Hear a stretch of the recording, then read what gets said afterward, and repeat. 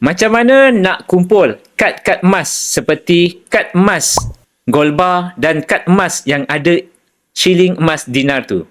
Sebenarnya tuan-puan, emas-emas di Public Gold boleh dikeluarkan melalui akaun emas Gap.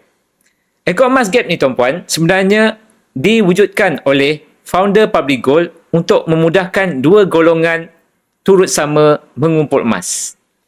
Yang pertama, golongan yang tiada bajet besar nak beli seketul emas. Contoh, emas 10 gram. Nilainya hampir mencecah RM5,000 tetapi kita hanya ada RM500. Apa yang kita boleh buat? RM500 kita boleh beli emas secara belian gram dan kita simpan di dalam akaun emas Gap. Bulan hadapan atau bila-bila masa, kita tambah lagi gram. Jadi, bila mana gram emas tersebut dah mencapai 10 gram, barulah kita keluarkan emas jadi 10 gram.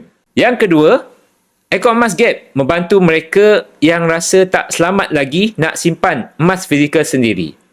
Boleh simpan saja di dalam akaun emas Gap sebab tiada cas simpanan.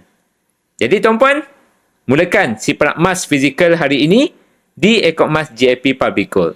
Nak buka akaun emas percuma sahaja, boleh refer di profil saya ataupun isi info di beg biru, nanti saya bantu daftarkan.